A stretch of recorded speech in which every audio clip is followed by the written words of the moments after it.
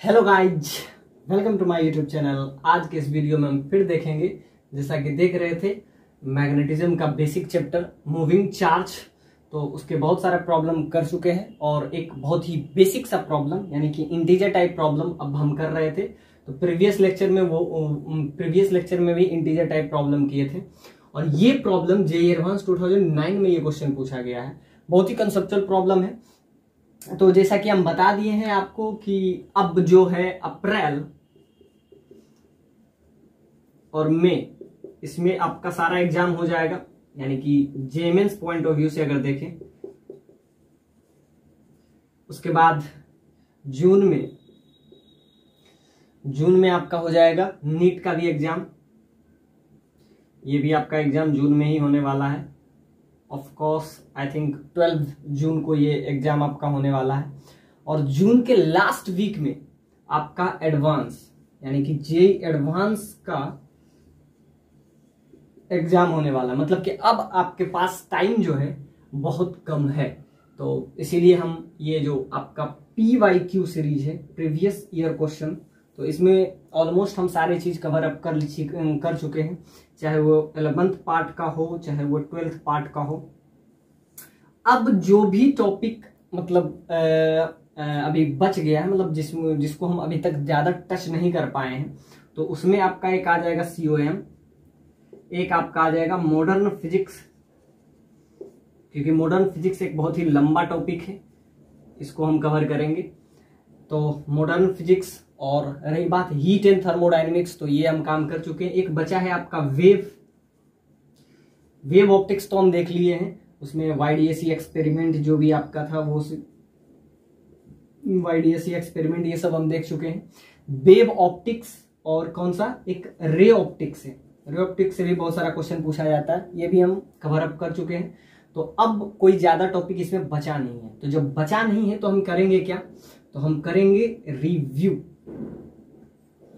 Review करेंगे हम PYQ series का, प्रीवियस ईयर क्वेश्चन का हम वापस से रिव्यू करने का कोशिश करेंगे। और रही बात दो बुक जो कि हम पहले भी आपको मेंशन कर चुके हैं, दोनों का हम फिर से, जैसे कि एक DC पांडे का वो जो 5 पार्ट है, सारों को कवर करेंगे हम। और लास्ट में हम HC वर्मा को कवर करते हुए, यानी कि अप्रैल, ये जो अप्रैल मंथ है ये आपके लिए लास्ट है। उसके बाद हम सिर्फ रिव्यू करेंगे। और दूसरा ये बुक जो कि रेफरेंस बुक, आप जो भी रेफरेंस बुक को आप लगा रहे हैं एग्जाम पॉइंट ऑफ व्यू से, आप उसको कैरी ऑन करते रहें। ऐसा नहीं है कि ये बुक आपके लिए अच्छा है, जो भी बुक आपको है सब अच्छा है। बस इंपॉर्टेंट ये है कि आपका जो कंसेप्ट हो वो क्लियर हो, क्रिस्टल क्लियर आपका कंसेप्ट हो।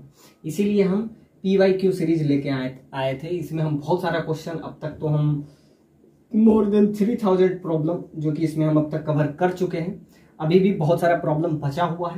तो एक एक करके हम सारे प्रॉब्लम पे, इंपॉर्टेंट सिर्फ आपका कंसेप्ट है। जो भी बुक आप प्रेफर कर रहे हैं, हम ये बुक प्रेफर कर रहे हैं HC वर्मा, जो कि बहुत कमाल का बुक है। कंसेप्चुअल पॉइंट ऑफ व्यू से अगर देखें ये बहुत कमाल का बुक है, तो इसका भी हम रिव्यू करेंगे। ये कब करेंगे, जब ये PYQ सीरीज खत्म हो जाएगा। ऑलमोस्ट PYQ सीरीज खत्म ही होने वाला है। मैग्नेटिज्म अब आपका परमानेंट मैग्नेट शुरू होगा। उसके बाद आपका कौन सा चैप्टर बच जाएगा, एक आपका बच जाएगा EMI, फिर आपका AC, फिर इधर आप कर लेंगे हम मॉडर्न फिजिक्स, फिर इधर एक जो चैप्टर बचा है वेव, साउंड वेव, ये सब कर लेंगे। जो बहुत बेसिक चैप्टर है उसको कवर करते हुए हम इस सीरीज को खत्म करेंगे। और जो भी 11th पार्ट में, जैसा कि एक मैकेनिक्स है, मैकेनिक्स से सबसे ज्यादा क्वेश्चन पूछा जाता है। तो इसमें जो भी चैप्टर है, जैसे NLM है, न्यूटन्स लॉ ऑफ मोशन है, फ्रिक्शन है, सेंटर ऑफ मास है, कॉलिजन है, तो ये सब जो बेसिक है जिससे क्वेश्चन बहुत सारा क्रिएट होता है। हालांकि हम रोटेशन पे बहुत टाइम दे चुके हैं, रोटेशन पे सेपरेट हम उसका प्लेलिस्ट भी बना लिए हैं। तो वो रोटेशन पे हम दे दिए हैं टाइम, आपका SHM पे दे दिए हैं, ग्रेविटेशन पे टाइम दे दिए। तो इसको फिर से हम रिव्यू करने का कोशिश करेंगे, ताकि इंपॉर्टेंट सिर्फ आपके एग्जाम पॉइंट ऑफ व्यू से कंसेप्ट है। चाहे आप जेईई मेंस का प्रिपरेशन कर रहे हो, नीट का कर रहे हैं, एडवांस का कर रहे हैं, इंपॉर्टेंट आप ध्यान से देखिए। अगर नीट का प्रिपरेशन कर रहे हैं तो आपको सिर्फ फॉर्मूला याद रखना है, सिर्फ फॉर्मूला याद रखना है। फॉर्मूला पुटिंग क्वेश्चन ही नीट में पूछा जाता है, जेईई मेंस में फॉर्मूला पुटिंग ही क्वेश्चन पूछा जाता है। और रही बात एडवांस में, तो इसमें कंसेप्ट हम लोग देखते हैं कि बहुत सारा कंसेप्ट को मिक्स करके एक क्वेश्चन क्रिएट किया जाता है। जैसा कि ये बेसिक सा क्वेश्चन है जो कि आपका जेईई एडवांस 2009 में ये क्वेश्चन पूछा गया। बहुत बेसिक सा क्वेश्चन, इसमें क्या रहा है, steady current that is I goes through a wire loop PQR having shape of right angle triangle. अब एक राइट ट्रायंगल है, अब ऑफ कोर्स ये राइट ट्रायंगल होगा ही, अगर एक 3x है एक 4x है तो लास्ट वाला 5x होगा, तो सिंपल सा बात है, कुछ ऐसा राइट एंगल ट्रायंगल आपका बनेगा। अब ध्यान से देखिए, QR आपको ये पता है, अब QR ये बन गया तो P ये बन जाएगा, तो QR 90 डिग्री के सामने का है तो ये 5x हो जाएगा। अब आपको PQ का वैल्यू आपको 3x दे दिया हुआ है तो ये 4x अपने आप हो जाएगा। तो ये इतना क्वेश्चन दिया, बहुत बेसिक सा क्वेश्चन है। आपसे क्या पूछ रहा है, magnitude of magnetic field at P, magnitude of magnetic field at P due to this loop is K times something this, find the value of K। और वैसे भी हम बताएं कि ये जो प्रॉब्लम है इंटीजर टाइप प्रॉब्लम है। तो आइए एक बहुत बेसिक सा क्वेश्चन से, वायर ऑफ लूप PQR। अब इसका ट्रायंगल में अगर हम बनाए तो कुछ ऐसा बनेगा, PQR, इसमें QR जो है वो आपका हाइपोटेनस है, ये अगर QR है ये आपका क्या हो जाएगा, हाइपोटेनस, और इसका वैल्यू क्या है आपका 5x। ये आपका P पॉइंट अब ये हो जाएगा। अब यहां से हम इस पे परपेंडिकुलर ड्रॉ करेंगे। आपको निकालना क्या है, magnitude of magnetic field, find the magnitude of magnetic field at the point P due to this loop is K times something else, और find the value of K। अब ध्यान से देखिए, यहां पे हम क्या किए, परपेंडिकुलर ड्रॉ किए पॉइंट P, तो इस पे हम फॉर्मूला भी लाए थे प्रूफ करके, μ0/4π I/A sin θ1 प्लस sin θ2। तो ये हम कब लाए थे, तो इसमें हम कुछ इस टाइप से बात किए थे कि ये वायर रहेगा और वायर से A डिस्टेंस पे, तो यहां से ये डिस्टेंस जो है A है, तो ये आपका इनफाइनाइट लॉन्ग वायर है, और इसके इस पोजीशन पे, इस पर्टिकुलर पॉइंट P पे जब हमको मैग्नेटिक फील्ड निकालना होता है तो इस पर्टिकुलर पॉइंट से इसको हम क्या करते हैं, ज्वाइन करते हैं, इसको भी यहां से ज्वाइन करते हैं, और ये जो एंगल हुआ ये θ1 होता है, एग्जैक्टली ये जो एंगल होता है θ1। और ध्यान से देखिए, θ1 और θ2 दोनों का डायरेक्शन अपोजिट है। एक अगर CW है यानी क्लॉकवाइज सेंस में है, तो दूसरा आपका क्या हो जाएगा, ACW एंटी क्लॉकवाइज सेंस में हो जाएगा। तो ध्यान से देखिए, ये आपका CW है तो एक ACW है। अब ध्यान से देखिए, क्वेश्चन कुछ वैसा ही है, वही है नहीं, थोड़ा सा वही है। अब ध्यान से देखिए, कंसेप्ट वही है। अब इस कंसेप्ट का इस्तेमाल करके हम 2-3 क्वेश्चन पहले भी किए हैं इस टाइप पे, तो कंसेप्ट बस सिंपल सा इतना है। लेकिन कंसेप्ट में कहता क्या है कि एक इनफाइनाइट लॉन्ग वायर होगा, इनफाइनाइट लॉन्ग वायर। अब यहां से जो एंगल इसका बना, एक टर्म यानी कि एक एंड से जो ये इस पर्टिकुलर पॉइंट, जिस पॉइंट पे हमको क्या निकालना है, मैग्नेटिक फील्ड निकालना हो, तो उस पॉइंट को हम क्या करते हैं, ज्वाइन करते हैं, उस पर्टिकुलर पॉइंट से उस पॉइंट को ज्वाइन करते हैं। और ये जो एंगल हुआ ये आपका θ1 हुआ, और ये जो एंगल हुआ ये आपका θ2 हुआ।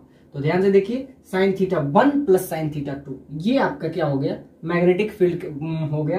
किस पर्टिकुलर पॉइंट पे, तो eight point P।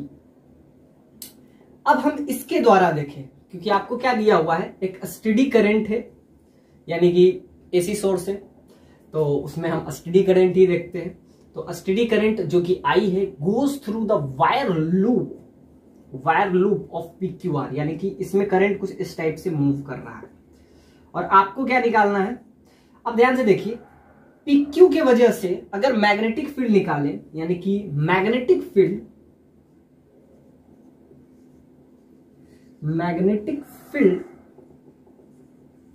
Due to PQ, अगर PQ के वजह से हम बात करें तो क्या हो जाएगा, 0 हो जाएगा।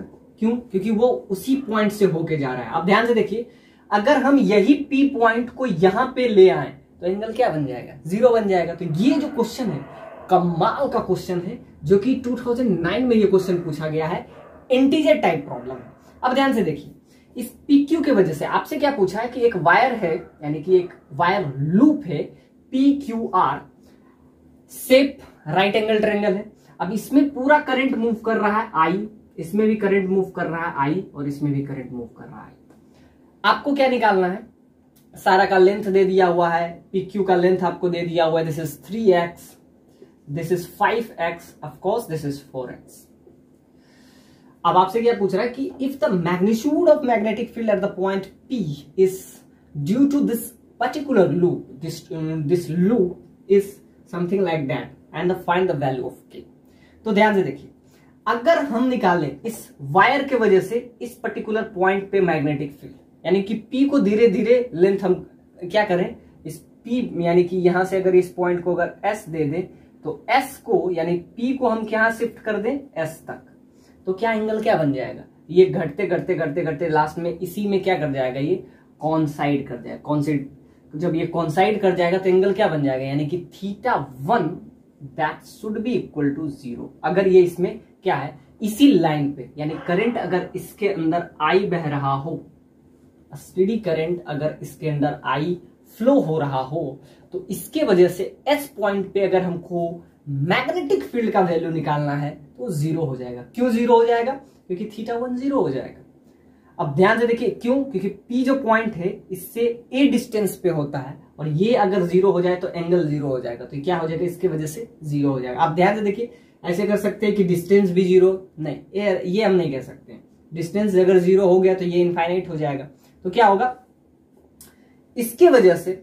अब ध्यान से देखिए, राइट हैंड थंब रूल लगाते हैं, तो ये जो थंब का डायरेक्शन है, ये डायरेक्शन आपको क्या दिखा रहा है, ये डायरेक्शन आपका करंट का दिखा रहा है। तो इस टाइप से इसका, तो हम कब निकालते हैं, जब ये लॉन्ग वायर हो, उससे A डिस्टेंस पे अगर हमको मैग्नेटिक फील्ड का वैल्यू निकालना हो तो μ/4 जो कि करंट इसके अंदर है, स्टेडी करंट है, A परपेंडिकुलर डिस्टेंस हम निकालते हैं, और ये जो है ये एंगल, यानी ये जो क्लॉकवाइज सेंस में हो वो हो जाता है θ1, और जो एंटी क्लॉकवाइज सेंस में, आप ध्यान दें दोनों में बहुत कमाल का चीज है, ये जो है CW है क्लॉकवाइज सेंस में है, और ये वाला एंटी क्लॉकवाइज सेंस में। तो ये पर्टिकुलर कंसेप्ट आपको समझ में आना चाहिए। अगर ये कंसेप्ट आपको समझ में आ गया, हालांकि इस कंसेप्ट पे हम बहुत सारे क्वेश्चन किए हुए हैं, इसीलिए हम कह रहे हैं कि PYQ series previous year question अगर आप लगा के चले जाते हैं, so I am very very sure about this कि आपका JEE एडवांस 2022 में सिलेक्शन बहुत आसानी से हो जाए, क्योंकि इसमें आपको पूरा क्वेश्चन तो बनाना ही नहीं है, मात्र आप कितना प्रॉब्लम बना ले, 50%। आधा प्रॉब्लम भी आपसे, अगर इस जितने भी सीरीज में आपसे आधा क्वेश्चन भी बन जा रहा है तो आपका सिलेक्शन तो हो जाएगा। हालांकि सिलेक्शन तो 30% पे ही हो जाता है, फिर भी हम 50% लेके चल रहे हैं। तो इसमें आपको 50% प्रॉब्लम भी अगर आपसे सॉल्व हो रहा है PYQ सीरीज का, यानी प्रीवियस ईयर में जितना भी क्वेश्चन JEE एडवांस में पूछा गया है, अगर उसका 50% भी प्रॉब्लम आपसे सॉल्व हो जाता है, so definitely you will selected. तो सिलेक्शन के लिए आपको 50%, हालांकि 30% होता है, हम उसे 50% लेके चल रहे हैं, क्योंकि थोड़ा सा मार्जिनल चेंज तो होना ही चाहिए। और 50 क्यों हम लेके चले, हम 100% लेके चलते हैं कि इसका सारे क्वेश्चन आपसे लग जाना चाहिए, इसीलिए हम सारे क्वेश्चन इसमें हम डील कर रहे हैं। एक भी क्वेश्चन ऐसा नहीं है कि हम स्किप कर रहे हैं, चाहे कोई भी टॉपिक का हो, चाहे मैकेनिक्स पॉइंट ऑफ व्यू से देखें, चाहे EMI AC, EMI तो आगे हम करने वाले हैं, और पहले भी हम EMI पे हम काम कर चुके हैं, उसमें हम HC वर्मा का सारे प्रॉब्लम करवा दिए हैं, अब DC पांडे का प्रॉब्लम करवा लें। लास्ट में आपके लिए इंपॉर्टेंस क्या होता है, फिजिक्स में सिर्फ इंपॉर्टेंट होता है क्वेश्चन सॉल्विंग।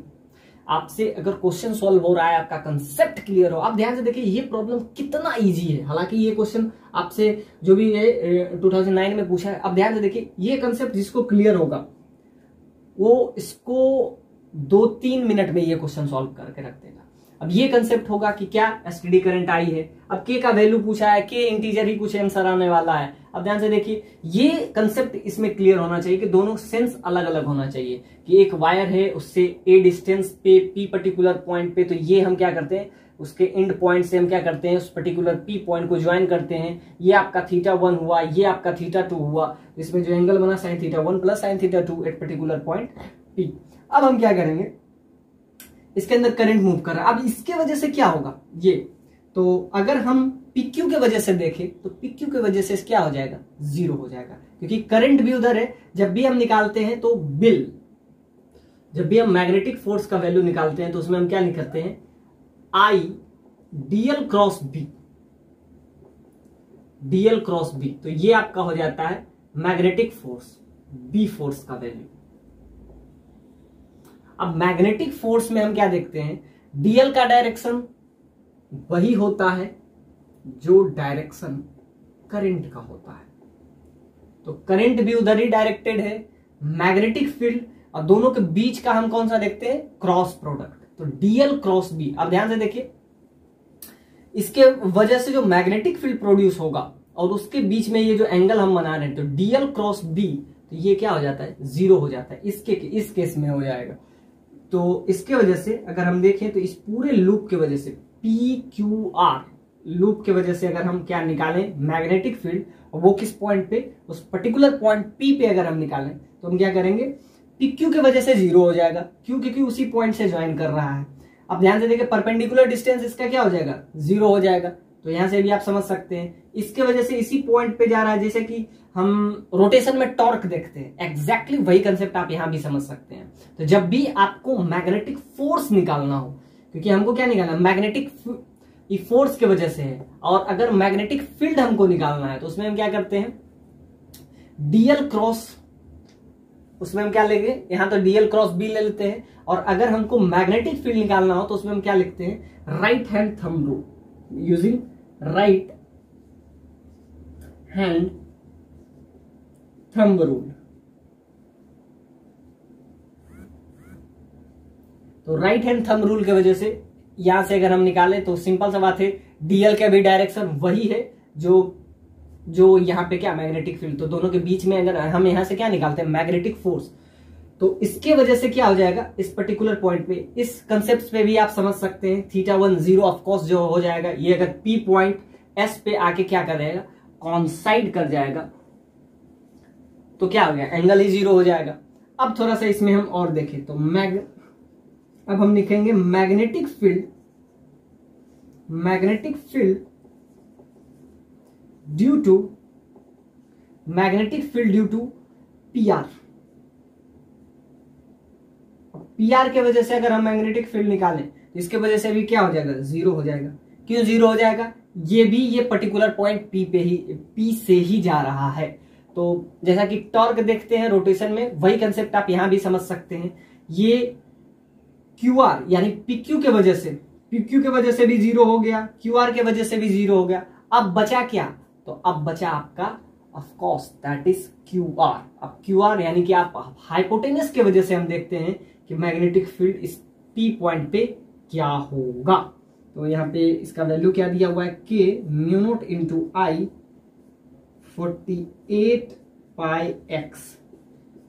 अब यहां से अगर हम इसका वैल्यू निकालें तो आपका क्या हो जाएगा, अब ये निकालना बहुत आसान होगा। तो इसमें सबसे इंपॉर्टेंट चीज है कि ये PQ के वजह से क्यों जीरो हुआ, QR यानी PR के वजह से जीरो क्यों हुआ। तो यहां से आप परपेंडिकुलर डिस्टेंस भी जीरो हो गया, और एंगल भी अगर देखें तो साइन थीटा क्या हो जाएगा, जीरो हो जाएगा, क्योंकि ये जो है पर्टिकुलर पॉइंट ये आपका कॉन्साइड कर गया, S P पे जाके क्या कर गया, कॉन्साइड कर गया।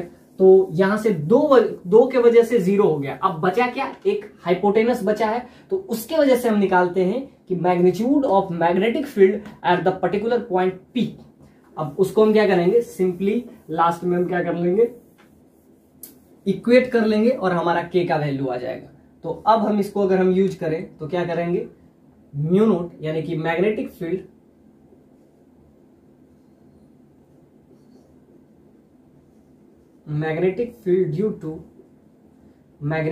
Due to QR magnetic field due to Q R at point P. तो अब हमको क्या चाहिए, हमको चाहिए परपेंडिकुलर डिस्टेंस। सपोज दैट इस पॉइंट को हम क्या ले लेते हैं, के। तो हमको परपेंडिकुलर डिस्टेंस भी चाहिए। इस कंसेप्ट को हम अगर यूज करते हैं तो अगर करंट आई बह रहा है यहां से ए परपेंडिकुलर डिस्टेंस से, क्लॉकवाइज सेंस में एंगल, एंटी क्लॉकवाइज सेंस में, सारा कंसेप्ट अगर इसमें हम यूज करते हैं तो हम क्या करेंगे, ऑफ कोर्स हम लिखेंगे म्यू नॉट बाय 4 पाई। अब ये जो परपेंडिकुलर डिस्टेंस है, करंट तो आई ही होगा और परपेंडिकुलर डिस्टेंस क्या हो जाएगा, पी के। यहां लिख देते हैं पी के। अब पी के का वैल्यू भी हमको निकालना पड़ेगा। जैसा कि ये 3x है, ये 4x है, ये आपका क्या हो जाएगा 5x है। तो यहां से हमको पी के का भी वैल्यू निकालना पड़ेगा। और यहां पे हम क्या लिखेंगे, साइन थीटा 1।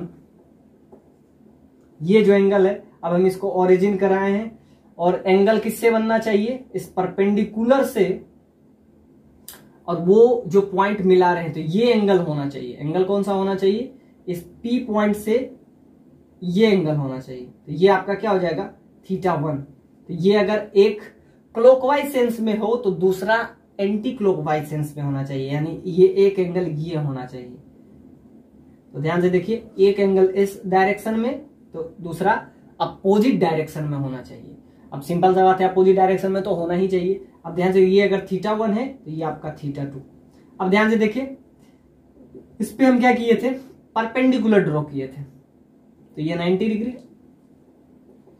अब ये 90 डिग्री है तो ये अगर थीटा है तो ये आप ऑफकोर्स हो जाएगा क्या 90 माइनस थीटा 1।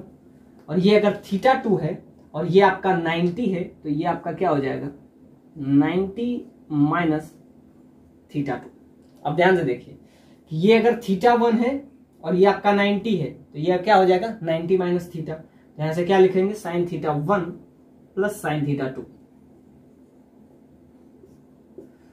अब इसको हम थोड़ा सा डील करते हैं, म्यू नॉट बाई 4 पाई। अब पीके का वैल्यू कैसे निकालेंगे हम, अब ध्यान से देखिए, पीके के लिए हमको दो चीज पता होना चाहिए। अब सपोज दैट ये डिस्टेंस हम लेते हैं ए,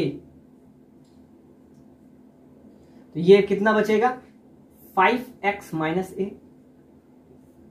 अब आपको परपेंडिकुलर डिस्टेंस भी चाहिए क्योंकि इसमें करंट के बीच में ये जो आपका डिस्टेंस है ये आपका परपेंडिकुलर डिस्टेंस ए है। तो यहां से आपको थीटा भी चाहिए, पीके का भी वैल्यू आपको चाहिए, यानी कि परपेंडिकुलर डिस्टेंस,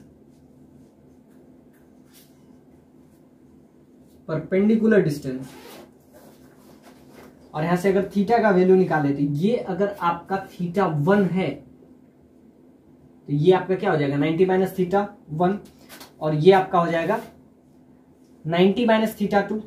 और अगर इसमें हम ले, ये आपका क्या है, ये 3x है, ये है, तो ये यहां से अगर हाइपोटेनस वाला रूल अगर हम इसमें इंसर्ट करें, अब ध्यान से देखिए, magnetic field due to P Q और magnetic field due to P R के वजह से जीरो कहां से होता है, एक तो ये तो मैग्नेटिक फोर्स है। अगर मैग्नेटिक फील्ड निकालना हो तो सिंपल सा बात, बायोट सावर्ट लॉ के थ्रू हम क्या निकालते हैं, dl cross R, I dl cross R. तो डीएल क्रॉस आर जो होता है यही आपका हो जाता है बी फील्ड, यानी कि मैग्नेटिक फील्ड। अब डीएल क्या है, तो डीएल का डायरेक्शन अभी हम बताएं कि डीएल का डायरेक्शन वही होता है जो करंट का डायरेक्शन होता है। तो डीएल क्रॉस आर, तो डीएल क्रॉस आर में डीएल का डायरेक्शन वही है जो करंट का डायरेक्शन है, और ये आर क्या है, आर होता है पोजीशन वेक्टर, तो जब भी आपको मैग्नेटिक फोर्स का डायरेक्शन निकालना हो तो डीएल क्रॉस बी करते हैं, और यहां भी करंट आपको आपस में मल्टीप्लाई में रहेगा, और बाकी जो कांस्टेंट टर्म है म्यू नॉट बाई 4 पाई, और यहां पे आपका क्या हो जाता है आर क्यू। अब यहां पे जब भी आपको फोर्स का डायरेक्शन, क्योंकि फिजिक्स में डायरेक्शन बहुत इंपॉर्टेंट है, चाहे मैग्नेटिक फोर्स का डायरेक्शन हो चाहे मैग्नेटिक फील्ड का डायरेक्शन हो, तो यहां पे हमको क्या निकालना था, मैग्नेटिक फील्ड। तो पीक्यू के वजह से अगर हम बात करें तो डीएल का भी डायरेक्शन वही है जो आर का। आर क्या होता है, पोजीशन वेक्टर, और पोजीशन वेक्टर का डायरेक्शन क्या होता है, initial to final point. Initial to final point, final point. अब ध्यान दे, यहां ध्यान देने वाली बात यह है कि डीएल का जो डायरेक्शन होता है वो करंट का डायरेक्शन होता है, और यहाँ पोजीशन है यानी कि पोजीशन वेक्टर का भी डायरेक्शन वही है। तो सिंपल सा बात है कि दोनों का डायरेक्शन अगर सेम है तो सिंपल सा बात है एंगल क्या बन रहा है, जीरो। अब ध्यान से अब देखिए कि इसके वजह से मैग्नेटिक फील्ड दोनों के बीच का एंगल अगर जीरो है, और हम क्या निकाल रहे हैं, क्रॉस प्रोडक्ट निकाल रहे हैं। अब जीरो बोलिए या 180 बोलिए कि ठीक है, हमको निकालना क्या है, पी पॉइंट पे, तो हमारा फाइनल पॉइंट तो पी हो गया। तो इधर से हम आएंगे, तो इधर से अगर आप आइएगा, करंट इधर जा रहा है, उसके अपोजिट डायरेक्शन में जा रहा है, तो एंगल क्या बना, 180 बना। और वैसे भी साइन जीरो बोलिए या साइन 180, सारा का वैल्यू जीरो ही होता है। तो जैसे भी आप समझ सकते हैं कि इसके वजह से क्यों आपका मैग्नेटिक फील्ड, एक तो ये डी डिस्टेंस जीरो हो गया। हालांकि डी डिस्टेंस अगर आप यहां लगाइएगा तो यहां तो इन्फिनिटी हो जाएगा, तो वहां से तो आपको बात बनेगा नहीं। फिर एंगल से भी आप सोच सकते हैं कि एंगल क्या हो जाएगा, अगर पी पॉइंट एस पॉइंट पे आके कॉन्साइड कर जाए तो θ1 that should be equal to zero. अब ऐसे ही आप जैसे भी समझ सकते हैं। और एक तो अगर आप यहां से समझे मैग्नेटिक फील्ड, तो मैग्नेटिक फील्ड ही जीरो हो गया, तो इसके वजह से इस पर्टिकुलर पॉइंट पे मैग्नेटिक फील्ड का डायरेक्शन जीरो हो गया। अब यहां पे देखिए, एक तो आप देखिए कि 180 हो गया, क्यों, क्योंकि हमको क्या देना, फाइनल पॉइंट। जब भी हम देखेंगे position vector which is directed along तो initial to final point, initial to final point, तो इनिशियल से फाइनल पॉइंट की तरफ डायरेक्टेड होगा। तो इधर है करंट, उसके अपोजिट जा रहा है, तो करंट अपोजिट जा रहा है, तो एंगल क्या बन जाएगा, 180। अब जरा हम इस पे फोकस करें, किस पे फोकस करें, पीआर पे। तो इसका हमको निकालना क्या है, मैग्नेटिक फील्ड किस पॉइंट पे निकालना है, पी पॉइंट पे। तो यहां पे जो डीएल का डायरेक्शन होता है वही डायरेक्शन क्या होता है, करंट का। डीएल का कोई डायरेक्शन नहीं होता है, डीएल का डायरेक्शन वही होता है जो करंट का डायरेक्शन होता है। अब हर जगह हम डीएल डीएल यूज कर रहे होते हैं, हर जगह डीएल, चाहे मैग्नेटिक फोर्स निकालना हो, चाहे मैग्नेटिक फील्ड निकालना हो, तो जब दोनों जगह हम हमको डीएल डीएल यूज कर रहे हैं तो डीएल का डायरेक्शन क्या है, बी का तो डायरेक्शन मैग्नेटिक फील्ड का हमको पता है कि यहां से हम निकाल लेंगे डीएल क्रॉस आर से, लेकिन इसका डायरेक्शन हम कहां से निकालेंगे, डीएल का डायरेक्शन। तो ये वही होता है जो करंट का डायरेक्शन होता है। तो करंट इधर जा रहा है और उसी पर्टिकुलर पॉइंट पे पोजीशन वेक्टर का भी डायरेक्शन है। ये पी आर के वजह से हमको मैग्नेटिक फील्ड निकालना है, और वो भी पी पॉइंट पे निकालना है। तो दोनों के बीच में एंगल क्या बन रहा है, तो यहां पे एंगल आपका जीरो बन रहा है। हालांकि यहां पे आप 180 कह सकते हैं कि करंट जो है इस डायरेक्शन में जा रहा है, वो हमको क्या निकालना है, इनिशियल टू फाइनल पॉइंट, तो अपोजिट डायरेक्शन में 180, वैल्यू तो वही आएगा। तो इसके वजह से PQ के वजह से भी क्यों जीरो हो गया, तो डीएल क्रॉस आर हम क्या लगाए, सिंपली बायर्ड-सोबर्ट लॉ लगा दिए। अब इसमें हम जब भी निकालते हैं तो बिल निकाल लेते हैं। जब भी आपको निकालना हो मैग्नेटिक फोर्स तो बिल वाला फॉर्मूला आप यूज कर ले। और इसमें अगर आपको निकालना हो तो डीएल क्रॉस आर, और डीएल का डायरेक्शन वही होता है जो करंट का डायरेक्शन होता है। तो यहां तक पहुंच गए। अब हमारे लिए क्या है, अब हमको ना तो ए पता है और ना हमको क्या पता है, एंगल पता है, यानी कि दोनों नहीं पता है। अब हमको मैग्नेटिक फील्ड निकालना है, इसके वजह से तो जीरो हो गया, क्योंकि डीएल क्रॉस आर, क्योंकि 180 आया, इसमें आपका जीरो हो गया, तो इसके वजह से तो हमारा काम हो गया। अब हम देखते हैं magnetic field due to Q R. अब इसके वजह से अब हमको परपेंडिकुलर डिस्टेंस भी चाहिए, जो कि हमको पता नहीं है। अब हमको एंगल भी चाहिए, साइन θ1 भी चाहिए, साइन θ2 भी चाहिए। तो साइन θ1 तभी तो आएगा जब आपके लिए ये आ जाए, यानी कि पी के का वैल्यू आपका आ जाए, यानी कि पी के का वैल्यू निकालना अब हमारे लिए बहुत जरूरी है। तो उसके लिए हम क्या हम करेंगे, तो थोड़ा सा हम यूज कर लेंगे, वही कौन सा फॉर्मूला हम यूज कर लेंगे, तो जैसा कि ये 90 डिग्री है, और ये अगर जैसा कि हम बात कर रहे थे कि इधर से हम मिलाते हैं पॉइंटिंग टुवर्ड्स दिस वे, एक क्लॉकवाइज। अब सिंपल सा बात है कि यहाँ पे इस डायरेक्शन में जाएंगे तो इसके अपोजिट जाएंगे, तो θ1 ये हुआ तो θ2 ये हो गया। अब इसमें हम देख रहे हैं तो ये तो हम ACW ले लिए, तो ये अगर ACW लिए तो इसको CW हमको लेना पड़ेगा, और दोनों का डायरेक्शन एक दूसरे का अपोजिट होना चाहिए। ये क्वेश्चन हम पहले भी डील किए थे, दोनों का डायरेक्शन सेम नहीं होना चाहिए। एक अगर यहाँ क्लॉकवाइज है तो दूसरा ACW है। अब यहाँ पे क्या है, इसको हम ले लिए क्या, एंटी क्लॉकवाइज सेंस में, इसको ले लिए क्लॉकवाइज सेंस में, ये आपका हो गया क्लॉकवाइज सेंस में, ये आपका हो जाएगा ACW सेंस में, यानी कि दोनों का डायरेक्शन क्या होना चाहिए, अपोजिट होना चाहिए। ये बात समझ में आती है। अब हमको क्या चाहिए, परपेंडिकुलर डिस्टेंस। सपोज कर लिए कि ये जो है A है, तो अगर ये A है तो ये क्या बचेगा 5x माइनस A। अब हम क्या लगाएंगे, सिंपल सा फॉर्मूला लगाएंगे, 90 डिग्री आपको पता है, तो 3x का स्क्वायर यानी कि हाइपोटेनस का स्क्वायर लिख देते हैं, h square that is equal to p square plus b square in triangle Q K P. इस ट्रायंगल में अगर हम बात करें तो हाइपोटेनस का स्क्वायर, तो 90 डिग्री का सामने का हाइपोटेनस यानी 3x का whole square, P square perpendicular तो थीटा के सामने का square that is A square, तो और लास्ट में बी स्क्वायर यानी कि बी स्क्वायर बचेगा, तो कौन सा बचेगा पी के का स्क्वायर, पी के का स्क्वायर। तो ये आपका क्या हो जाएगा 9x square that is equal to A square plus P K का स्क्वायर। अब थीटा के सामने का जो हो गया वो आपका परपेंडिकुलर हुआ, तो एक तो यहां से एक इक्वेशन आ गया, तो ये आपका क्या आ गया इक्वेशन फर्स्ट। एक इक्वेशन आपको और आ सकता है, इस ट्रायंगल में छोटा वाले में घुस जाएंगे तो वहां से भी आपका एक इक्वेशन आ जाएगा, तो वहां से क्या आएगा, तो वहां से आपका क्या आ जाएगा इन ट्रायंगल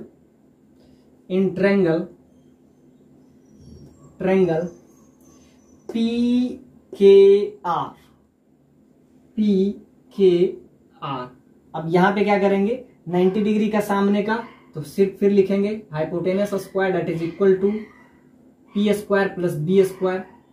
तो इसको अगर हम आगे कैरी ऑन करें तो हाइपोटेनस क्या होगा 90 डिग्री का सामने का, तो 4x square that is equal to P square यानी थीटा का सामने का, तो थीटा का सामने का क्या हो जाएगा 5x माइनस ए का होल स्क्वायर। अब क्या हो जाएगा, अब लास्ट में बचा पी के स्क्वायर। अब ध्यान से देखिए ये आपका क्या हो जाएगा, ये आपका इक्वेशन सेकेंड, तो यहां से पी के स्क्वायर का वैल्यू अगर यहां पे ले आए तो 4x square minus 5x minus A का whole square that is simply equal to P K square. अब यहां भी आपको पी के स्क्वायर पता है, यहां भी आपको पी के स्क्वायर, तो हम क्या लिख देंगे from equation first and second we will get the value of a का वैल्यू एक्स के टर्म में, यहां से आपको डायरेक्टली आ जाएगा, तो यहां से आपका ए का वैल्यू एक्स के टर्म में आ जाएगा, तो वही तो काम हो गया आपका। तो पी के स्क्वायर का वैल्यू यहां से आपका आ जाएगा 16x square minus 25x square plus a square. अब सिंपल सा बात है, यहां से माइनस ए स्क्वायर, और यहां पे आपका क्या है 2ab यानी कि 10x, तो प्लस 10 और यहां पे x into A that is simply equal to, यहां पे आपका क्या हो जाएगा पी के स्क्वायर का वैल्यू यहां पे आपका आ जाएगा 9x square that is equal to minus A square. तो यहां से आपका क्या आ जाएगा x और a में रिलेशन आ जाएगा, तो x का वैल्यू यहां पे आपका आ जाएगा यानी a का वैल्यू आपका आ जाएगा 1.8x, ये आपका वैल्यू आ गया। अब सिंपल सा बात है a का वैल्यू आपका आ गया, तो क्या हम pk का वैल्यू नहीं निकाल लेंगे, हाँ pk का वैल्यू हम निकाल ही लेंगे। तो pk का वैल्यू यहां से अगर आप निकाल लें तो क्या आ जाएगा a का वैल्यू, यानी कि इन दोनों इक्वेशन को अगर आप सोल्व कर लेते हैं, बहुत बेसिक सा इक्वेशन है, तो इसको अगर आप सॉल्व कर लेते हैं तो यहां से आपका आ जाएगा pk that is equal to root over A square plus, तो यहां से आपका आ जाएगा, तो यहां से आप अगर निकालें तो 9x का whole square minus A square. अब a का वैल्यू 1.8x का होल स्क्वायर हो जाएगा, तो यहां से आपका वैल्यू अगर आप लें तो यहां से आपका आ जाएगा 5.69x स्क्वायर, तो ये आपका आ जाएगा 2.4x। तो pk का वैल्यू आपका क्या आ गया 2.4x, यानी इसका वैल्यू क्या आ गया 2.4x। और ए का वैल्यू क्या आ गया 1.4x, यानी पीके का वैल्यू आ गया। अब साइन थीटा 1 का वैल्यू और साइन थीटा 2 का वैल्यू अब निकालना आपके लिए आसान हो गया। अब इसको आप सब्ट्रैक्ट करिएगा तो यही आ जाएगा एग्जैक्टली 2.4x। अब आपके लिए क्वेश्चन आसान है। अब थीटा 1 का वैल्यू, तो थीटा 1 का वैल्यू क्या हो जाएगा, परपेंडिकुलर बाय हाइपोटेनस। तो परपेंडिकुलर ए का वैल्यू भी पता है, हाइपोटेनस तो 3x का वैल्यू। तो अब दोनों चीज आपको पता है, बस इस वैल्यू में हम पुट कर देंगे तो आपका क्या, इस क्वेश्चन का आंसर आपका आ जाएगा। तो अब ये क्वेश्चन आपके लिए आसान हो गया। क्या करेंगे, magnetic field that is equal to mu naught by 4 pi I current by P K sine theta 1 plus sine theta 2।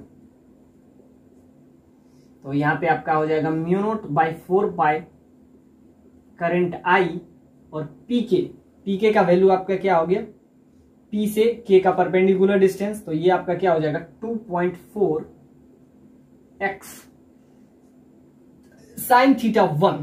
तो इस ट्रायंगल में अगर हम जाएं तो साइन थीटा 1 का वैल्यू क्या हो जाएगा, तो थीटा 1 क्या होता है, तो साइन थीटा 1 का वैल्यू आपका हो जाएगा perpendicular that is A by hypotenuse P by H.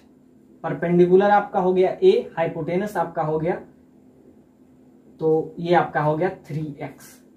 तो यहां से आपका क्या हो जाएगा sign theta 1 plus sine theta 2। अब वैल्यू आपके लिए आसान हो गया। साइन थीटा 1 का वैल्यू आपका क्या हो गया, परपेंडिकुलर बाय हाइपोटेनस।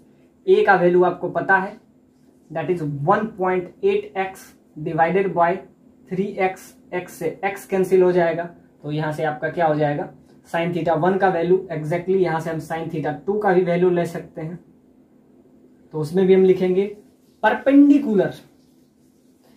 तो परपेंडिकुलर इसमें है 5x माइनस ए थीटा के सामने का, हाइपोटेनस आपका हो जाएगा 4x। आपको पता है 5x minus 1.8x divided by 4x, तो ये आपका हो जाएगा साइन थीटा 2 का वैल्यू।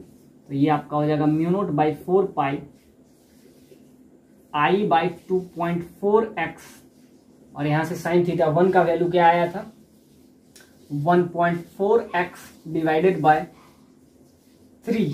x से x कैंसिल हो गया, आपका x से x कैंसिल हो गया, और यहां से परपेंडिकुलर हो जाएगा, इसको अगर सब्ट्रैक्ट करेंगे तो 0.2, तो ये आपका 4 आ गया। तो यहां से आपका हो जाएगा 0.2, तो ये आपका 4 आ गया, 4 में ये तो 3.2x डिवाइडेड बाय 4, तो ये आपका आ गया। यहां से अगर हम इसको इजी करें x से x कैंसिल हो जाएगा, ये आपका आ जाएगा mu naught by 4 pi I by 2.4x। अब इसको अगर हम ऐड कर लेते हैं तो यहां से आपका वैल्यू आपका आ जाएगा x से x कैंसिल, तो ये आपका हो जाएगा 1.8 बाई 3 प्लस 3.2 बाई 4। इसको डील कर लें और यहां से आपका आ जाएगा k का वैल्यू, तो k का वैल्यू 4x, तो यहां से अगर हम डील करें तो यहां से क्या आ जाएगा 0.6, अब यहां पे 0.8, तो बस ये आपका आ गया आंसर। क्या आ गया, तो यहां से आपका आ जाएगा mu naught by 4 pi I by 2.4x, और यहां से आपका क्या हो गया 0.6, और यहां पे 0.8, तो ये अगर ऐड कर लें तो यहां से आपका क्या वैल्यू आ जाएगा, simply mu naught by 4 pi I by 2.4x, और ये आपका आ जाएगा 1.4। तो यहां से आपका क्या हो जाएगा, वैल्यू आपका आ गया, तो यहां से आपका आ गया, इस वैल्यू को अगर हम लिखें तो बहुत इजीली वे में आपका आंसर आ गया। इसमें k का वैल्यू आपसे पूछा था, तो ये आपका आ जाएगा म्यू नॉट बाई 4 पाई आई, और यहाँ पे आपका क्या हो जाएगा, x ले लें, यहाँ 14 डिवाइडेड बाई 24, ये आपका 7, ये आपका 12, तो यहाँ से आपका क्या हो जाएगा, mu naught by 48x pi I into 7, और यही k का वैल्यू आपसे पूछा था। सो k सिंपली इक्वल टू 7, तो यहां से k का वैल्यू क्या आ गया, k is simply equal to 7। So it's beautiful concept which is asked in JEE 2009। Indeed it's a good problem. इसमें हम क्या किए, ये तो बेसिक चीज था, आप a का वैल्यू निकाल लिए, तो इसमें क्या लगाए, सिंपली आप पाइथागोरस थ्योरम लगाए। मेन आपका ये कंसेप्ट था कि एक क्लॉकवाइज ले तो दूसरा एंटी क्लॉकवाइज ले सकते हैं। ये बहुत बेसिक सा कंसेप्ट था जिसपे ये क्वेश्चन हिट किया। आपको मैग्नेटिक फील्ड इसके वजह से क्यों जीरो हो गया, यानी पी आर के वजह से क्यों जीरो हो गया, पी क्यू के वजह से क्यों जीरो हो गया, सिर्फ हमारा क्यू आर के वजह से ही क्यों मैग्नेटिक फील्ड आया, उसका परपेंडिकुलर डिस्टेंस कैसे निकालें, साइन थीटा कैसे निकालें, परपेंडिकुलर बाय हाइपोटेनस। और ये आपके लिए बहुत कमाल का क्वेश्चन था जो कि आपका 2009 में ये क्वेश्चन पूछा गया था। तो इसमें मैग्नेटिक फील्ड कैसे निकालना है, मैग्नेटिक फोर्स कैसे निकालना है, डीएल का डायरेक्शन क्या होता है, तो एक पर्टिकुलर क्वेश्चन से आपका सारा कंसेप्ट क्लियर हो गया होगा। तो इस टाइप के बहुत सारे प्रॉब्लम अभी तक हम देखे थे, लेकिन ये इस टाइप का प्रॉब्लम नहीं देखे। तो जेई जब भी क्वेश्चन पूछता है तो आपका सारा कंसेप्ट, एक पर्टिकुलर क्वेश्चन से आपका सारा कंसेप्ट क्लियर हो गया होगा कि एक अगर वायर हो, यानी एक वायर हो जिसके अंदर करंट आई फ्लो हो रहा है, वहां से 2.4x डिस्टेंस पे मैग्नेटिक फील्ड अगर निकालना हो तो उसका वैल्यू क्या होगा, उसके लिए θ1 किस टाइप से लाएंगे, θ2 कैसे लाएंगे, θ1 होता किधर है, θ2 यानी कि θ1 कहीं दोनों को सेम डायरेक्शन में तो नहीं ले रहे हैं, इसको अगर ACW में लिए तो इसको CW में लेना है। तो ये कंसेप्ट आपको समझ में आना चाहिए, बाकी क्वेश्चन बहुत ईजी।